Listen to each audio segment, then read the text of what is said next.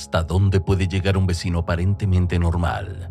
En este video descubrirás la aterradora historia de Dahmer mexicano, un hombre que escondía una mente perturbada detrás de una sonrisa amable. Sus crímenes escalofriantes revelan secretos inimaginables. Quédate hasta el final para conocer detalles que estremecen la mente. La calma de la colonia La Cruz Coyolla, en la alcaldía Iztacalco, se rompió de manera abrupta aquel 16 de abril. Miguel Cortés, un hombre que pasaba desapercibido entre vecinos, ejecutó un acto que heló la sangre a quienes luego conocerían la magnitud de sus crímenes. Aprovechando la ausencia de Cassandra Calles, quien había salido a hacer compras, ingresó a su departamento en el segundo piso, utilizando copias de las llaves. Lo que sucedió dentro fue aterrador. Encontró a María José Castillo, apenas 17 años, completamente sola. Lo que siguió desafía toda comprensión. Miguel la atacó brutalmente, abusando de ella, luego asesinándola a puñaladas y estrangulándola hasta la muerte. Al regresar Cassandra, la escena escaló a un nivel más horrorizante. Cortés la atacó sin piedad, apuñalándola 8 veces, estrangulándola hasta dejarla inconsciente. La sobreviviente logró escapar tambaleante y pedir ayuda a los vecinos. La rápida reacción de la comunidad fue clave.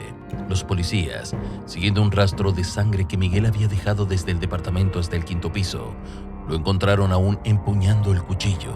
Su captura fue inmediata, un momento que marcó el principio del fin de su libertad, aunque no el final de la pesadilla que había desatado.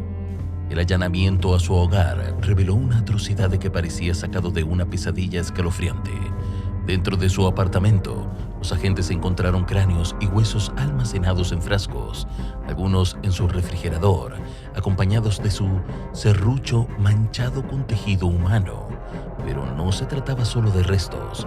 La evidencia era abrumadora: celulares, prendas femeninas y documentos de mujeres desaparecidas estaban meticulosamente guardados.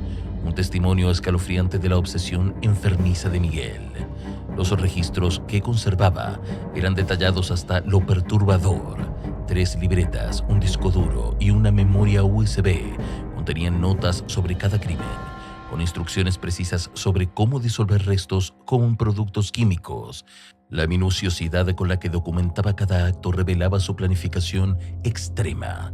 Además, su conocimiento como químico y bacteriólogo le permitía manipular sustancias y usar instrumental quirúrgico, combinando ciencia y perversión en un cóctel macabro. Cada hallazgo aumentaba la sensación de terror y asombro. Cada objeto era una ventana directa a la mente de un asesino que había llevado el crimen a niveles inimaginables. Miguel Cortés, de 39 años, al momento de su arresto, presentaba un contraste inquietante entre su apariencia pública y su mundo interno. Profesionalmente, era químico, bacteriólogo y parasitólogo, egresado del Instituto Politécnico Nacional.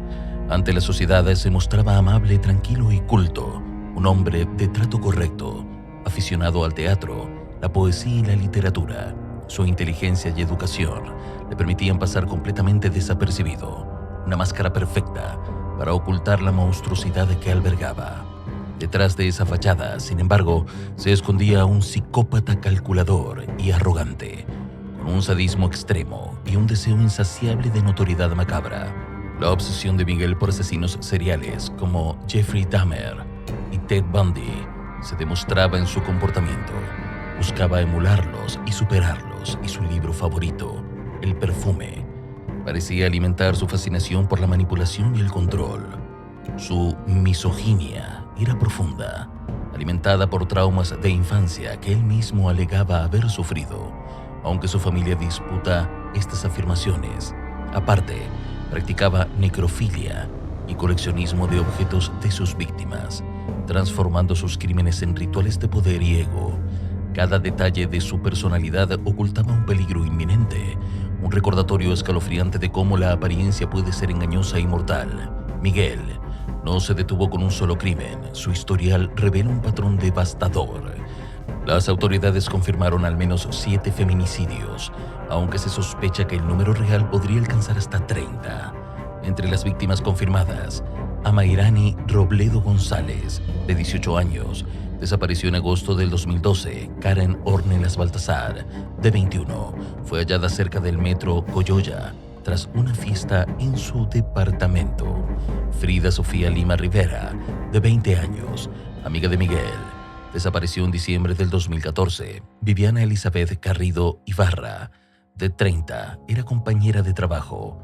Claudia Andrea Aguilar, de 36, su exnovia, murió oficialmente de causas naturales, pero su familia siempre sospechó lo contrario. Y María José Castillo, su última víctima conocida. El modus operandi de Miguel era meticuloso y aterrador. Elegía mujeres de su círculo cercano, llevándolas a su apartamento para asfixiarlas, abusar de ellas y luego descuartizarlas. Parte de los cadáveres eran disueltos con productos químicos, mientras que cráneos, huesos, ropa interior, celulares e identificaciones eran conservados como trofeos, recordatorios de su poder y control. Cada acto reflejaba su cálculo extremo y su frialdad, transformando la crueldad en una rutina sistemática. El caso de Miguel Cortés también es un reflejo aterrador de cómo la burocracia y la negligencia pueden perpetuar el terror. Durante años, su patrón criminal pasó casi desapercibido, a pesar de haber sido interrogado en varias ocasiones por la desaparición o muerte de mujeres con quienes tenía una relación cercana. Nunca fue considerado un sospechoso serio. La desatención de las autoridades permitió que su oscura obsesión continuara desarrollándose sin freno, y cada descuido fue una oportunidad para que sumara otra víctima a su macabra colección. El trato dispensado a las familias de las víctimas dejó mucho que desear. Los reportes de desaparición eran recibidos con indiferencia.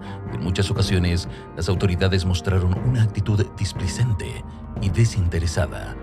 La combinación de un perfil público impecable y la percepción de un profesional educado y respetable sirvió de escudo protector para Cortés, quien sabía cómo manipular su entorno para que nadie sospechara. Esta impunidad escalofriante es un recordatorio de cómo la apariencia puede engañar y cómo el sistema falló en detener a un asesino que operaba en plena luz del día, a pasos de la comunidad que lo rodeaba. El final de Miguel Cortés llegó de manera abrupta y altamente controversial. El 13 de abril de 2025, apenas un día antes de enfrentar una audiencia crucial, fue hallado muerto en su celda, dejando a todos en estado de incredulidad. La causa oficial indicó intoxicación por medicamentos combinada con un traumatismo cráneoencefálico provocado por una caída desde su litera. Pero muchos cuestionaron la versión oficial debido a las circunstancias extrañas que rodearon su muerte. Esto provocó indignación y frustración generalizadas, impidiendo que la justicia se consumara plenamente y que se revelara la verdad completa sobre el aterrador número de víctimas que había dejado a su paso. La impotencia de las familias resonó con fuerza en todo el país. La hermana de María José, junto con los familiares de otras víctimas, expresó su indignación de manera pública, criticando duramente la evidente incompetencia del sistema penitenciario y de la fiscalía. Señalaron que la negligencia institucional permitió que un hombre con un historial tan oscuro y peligroso muriera antes de enfrentar plenamente las consecuencias de sus horribles crímenes. Para aumentar el pavor y la perversidad de la situación, días antes de su muerte, Miguel se comunicó por teléfono con la hermana de María José, burlándose de la familia y asegurando con frialdad que el número real de sus víctimas rondaba las 30. El impacto de su muerte dejó un vacío lleno de preguntas sin respuesta y un rastro de terror en las familias y en la sociedad. La combinación de impunidad, cálculo enfermizo y la incapacidad de las autoridades para detenerlo antes de tiempo demuestra cómo incluso los más peligrosos pueden ocultarse detrás de la normalidad.